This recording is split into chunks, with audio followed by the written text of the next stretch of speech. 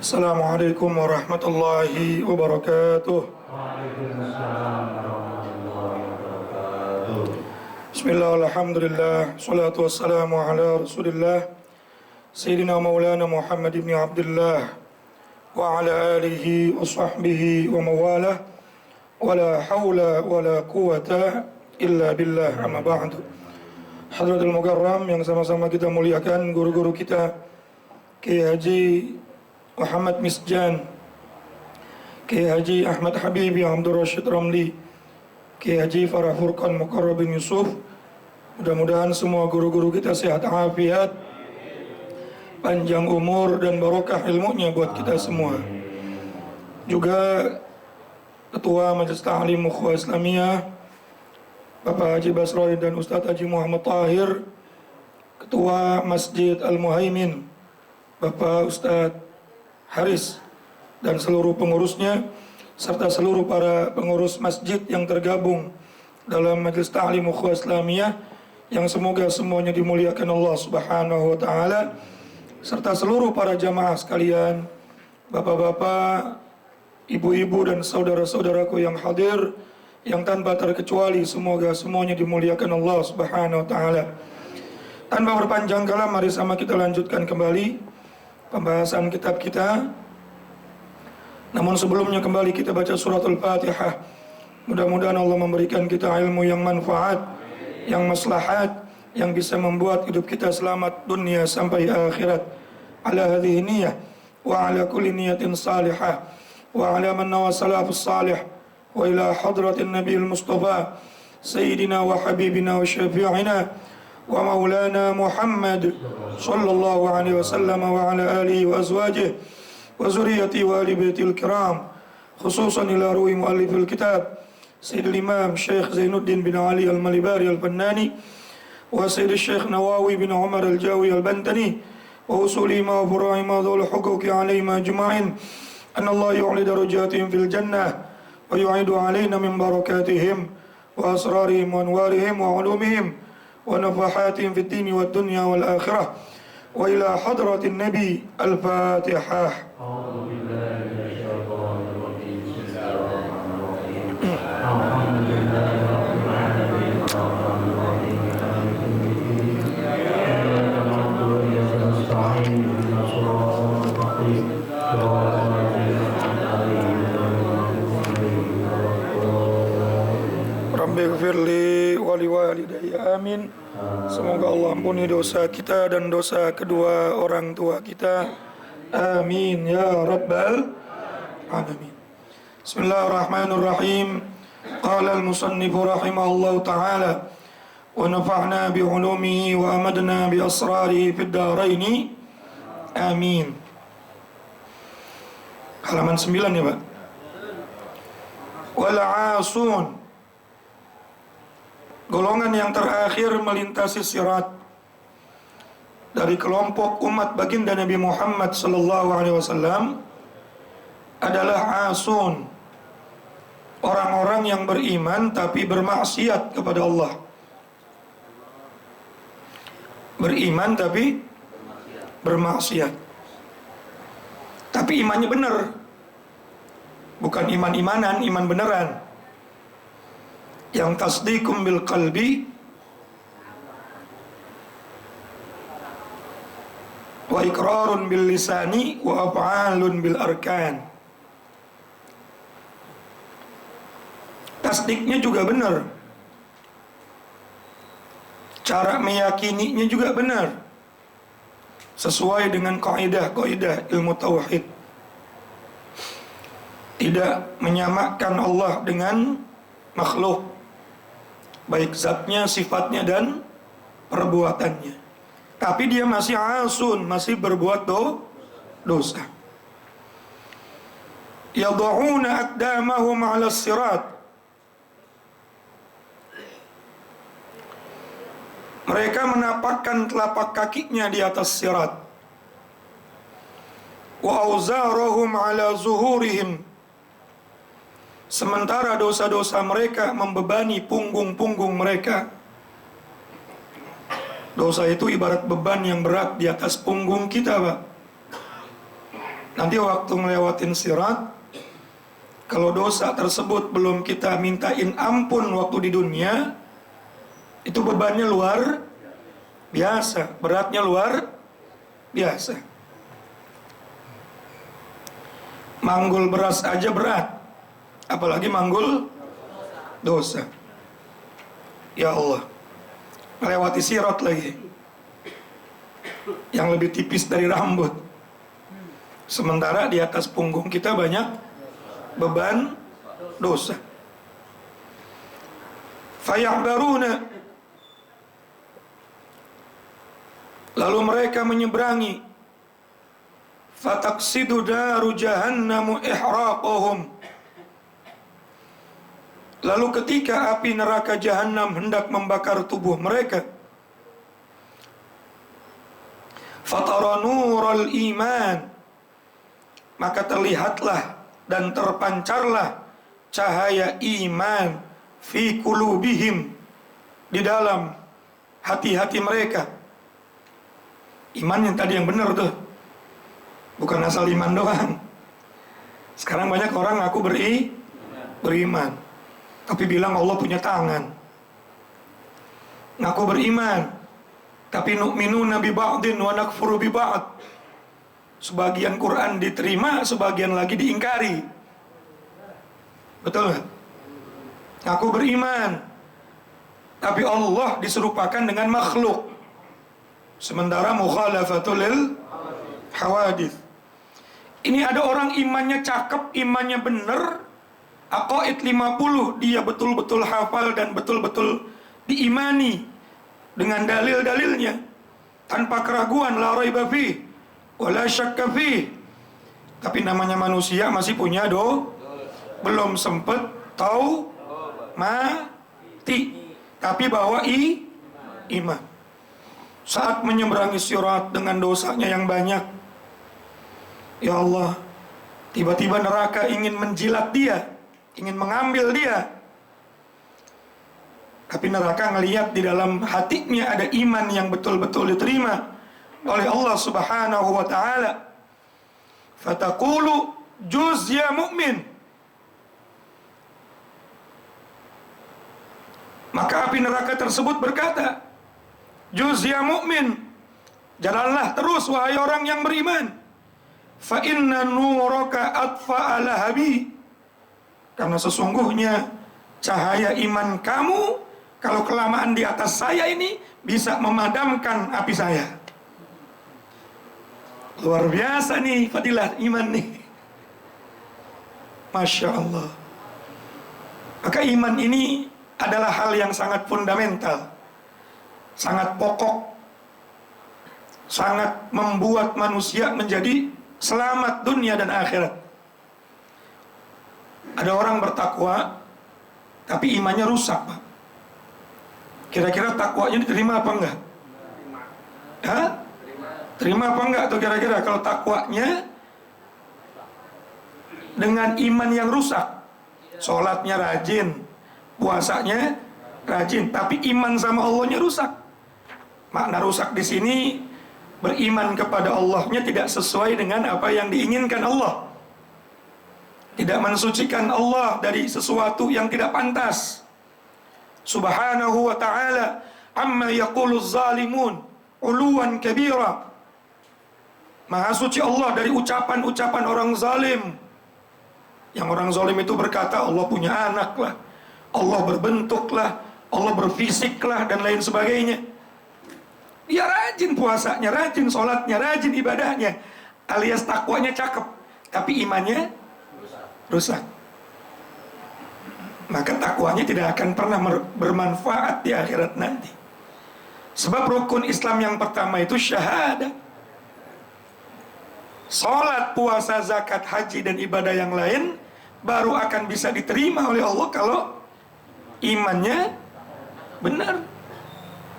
Tapi iman benar doang juga nggak cukup tanpa takwa kepada Allah Subhanahu wa ta'ala. Al-imanu uryanun wa libasuhut taqwa.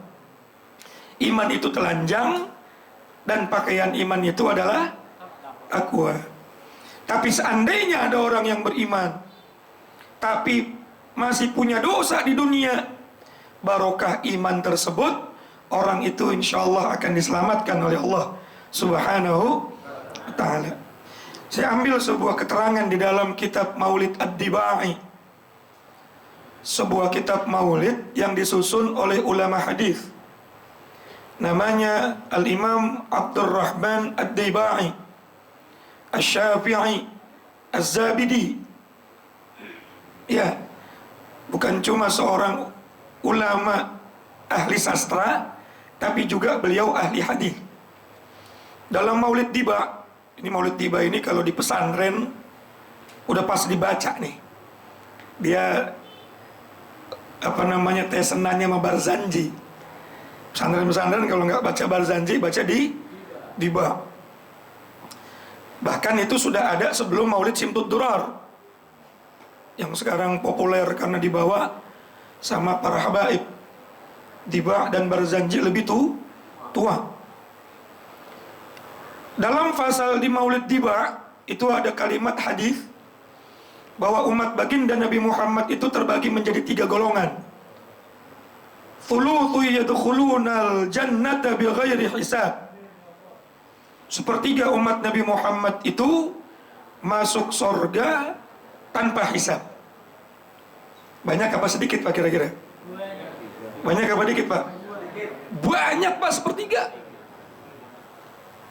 Kalau ada 1 miliar, sepertiganya berapa?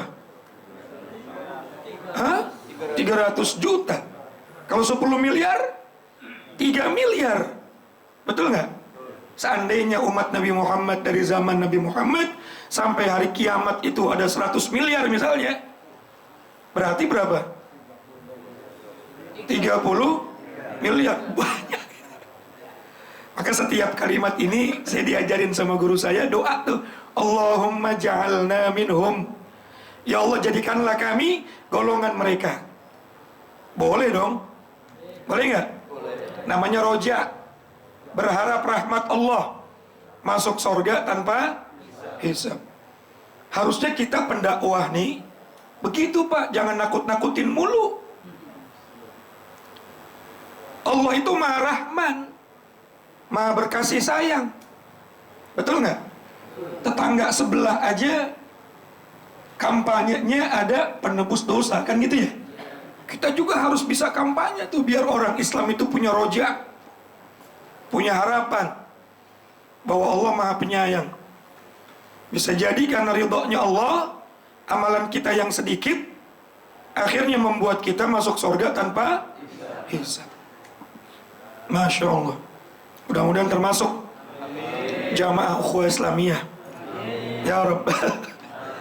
Wa thuluthu ya'tuna bidhunubin wa khatayahum fayughfaru lahum.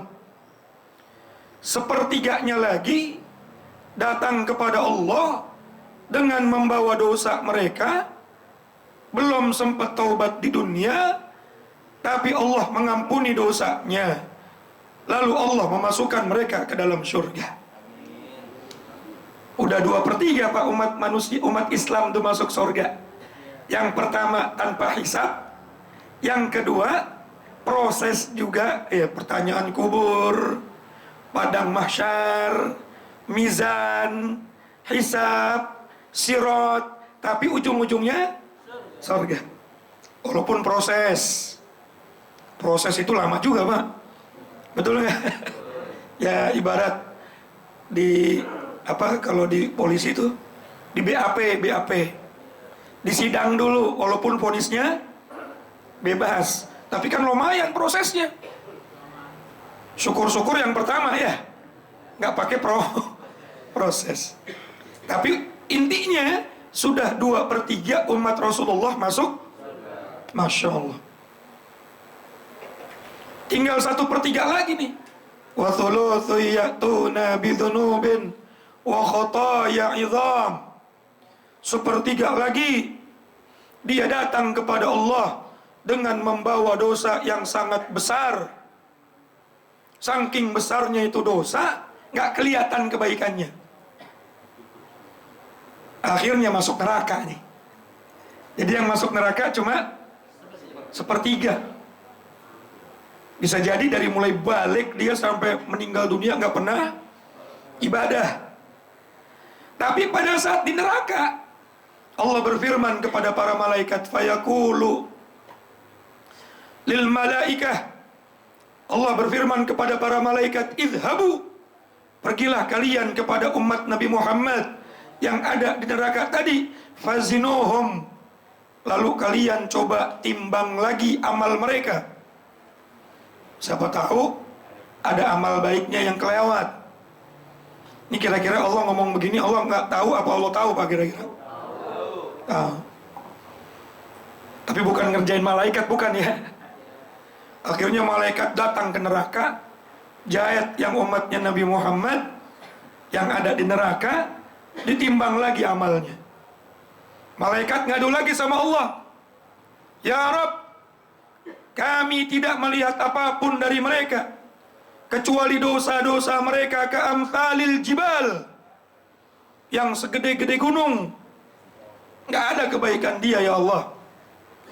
Sholat kagak pernah, berbuat baik sama orang juga kagak. Masya Allah, ngaji apalagi.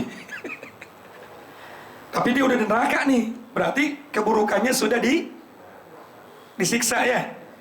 Ghaira annahum yashhadu alla ilaha illallah wa anna muhammadar rasulullah. Kami nggak lihat kebaikan apapun yang ada dalam diri mereka, kecuali dalam hati mereka ada iman dan syahadat kepadamu yang betul-betul baik, yang betul-betul murni, yang betul-betul diterima. Artinya syahadatnya ini bukan karena apapun, tapi syahadatnya betul-betul sesuai dengan yang Allah inginkan. Syahadatnya sesuai dengan syariat yang diinginkan. Maka akhirnya Allah berfirman kepada para malaikat, bi'izzati wa jalali, dengan keagunganku dan dengan kemuliaanku, dia bersyahadat, berbeda dengan yang tidak bersyahadat. Betul nggak? Adkhiluhumul jannata birahmati, sekarang angkat dia dan masukkan dia ke dalam surga, bukan karena amalannya, tapi karena rahmat kasih sayang saya. Allahumma shalli ala Muhammad. Ya Allah, bahkan yang nggak punya amal sedikit pun, kalau dia punya iman, ujung-ujungnya masuk surga. Tapi jangan punya cita-cita jadi yang ketiga Pak, jangan. Emang pengen digebukin dulu di neraka. Syukur-syukur yang ya kalau kagak yang kedua dah. Proses dulu baru masuk surga. Tapi jangan juga proses capek Pak. Betul. Pertanyaan kubur, hisab, mizan, sirat, aduh. Ya, makanya kita evaluasi terus tiap hari. Dosa apa hari ini yang kita kerjain sebelum kita tidur? Sebelum kita tidur tuh, ya, habis sholat isya, apa dosa yang kita kerjain? Taubat sama Allah.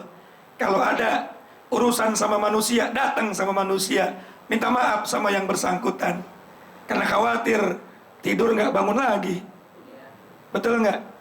Biar masuk golongan yang pertama, yadkhulul jannah bighairi hisab, masuk surga tanpa. Tapi yang masya Allah, barokahnya iman, seseorang yang sudah masuk neraka pun terangkat lagi masuk ke dalam surga. Maka iman itu kata para ulama terbagi menjadi dua. Ada iman yang menyelamatkanmu dari neraka, ya, najun anin nar, sama sekali tidak tersentuh neraka.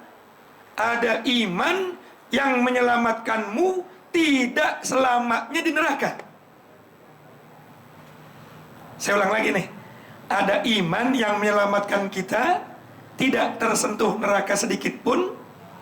Ada iman yang menyelamatkan kita tidak selamanya dalam neraka. Pengen yang mana kira-kira? Yang pertama. Pak, jelas gak perbedaannya? Ada iman yang tidak membuat kita tersentuh oleh neraka sedikit pun. Tapi ada iman yang membuat kita tidak selamanya di neraka. Apa iman yang tidak membuat kita tersentuh oleh neraka? Iman yang diiringi dengan takwa. Jelas ya? Imannya mantap, takwanya sempurna, maka tidak akan pernah tersentuh oleh api neraka. Tapi ada iman yang membuat pemiliknya tidak selamanya di neraka. Imannya mantap, keyakinannya mantap, tapi takwanya masih STMJ. Iya, sholat terus, maksiat jalan, belum sempat taubat mati. Barokahnya iman, seandainya dia kepleset masuk neraka, dia nggak akan selama-lamanya. Karena nggak mungkin orang yang beriman kepada Allah dan kepada Rasulullah selamanya di dalam neraka. Kenapa? Ini barokah doanya baginda Nabi Muhammad. Nabi Muhammad pernah ditawarin sama Allah, wala sawfa yu'tika rabbuka fatardah. Minta apa saja Muhammad, kami akan berikan kepada kamu sampai kamu puas. Bapak ditawarin begitu sampai puas, minta apa saja sama Allah akan dikasih. Kira-kira minta apa? Hah? Minta golongan pertama. Alhamdulillah, yang pikirannya akhirat tuh. Kadang-kadang kalau orang urusannya dunia, kalau perlu semua priuk kontrakan punya saya. Rasulullah tawarin begitu, Pak. Nabi nggak mikirin kerajaan, Nabi nggak mikirin dirinya, Nabi nggak mikirin keluarganya. Nabi bilang, kalau kita baca tafsir Jalalain tuh, yang dibaca sama guru kita, tafsir surat Ad-Duha, Nabi bilang, idan, kalau begitu wahai Allah, walan ardo, saya nggak akan pernah puas, wa wahidun min ummati binnar. Kalau masih ada umat saya satu aja yang masih ada di neraka, maka masukkan semuanya ke dalam surga. Itu doanya Nabi. Walaupun ibadahnya masih ceng-ceremet apa ya? Asal dia punya iman kepada Allah yang benar, maka dia nggak akan selamanya di neraka. Dia pasti akan masuk surga. Masuk surganya bukan karena ibadah, tapi karena apa? Rahmatnya Allah. Pak, dulu Nabi pengen semua umatnya masuk. Sekarang ada orang dikit-dikit neraka lu. Kira-kira sesuai nggak dengan ajarannya Nabi itu kira-kira? Harusnya kita bagaimana caranya? Semoga semua umat Nabi Muhammad masuk ke dalam surga. Kita tahu kita nggak sempurna, Pak. Kita minta rahmat kasih sayangnya Allah sambil kita berusaha menjadi sempurna. Semoga bermanfaat. Kurang lebihnya mohon maaf. Assalamualaikum warahmatullahi wabarakatuh.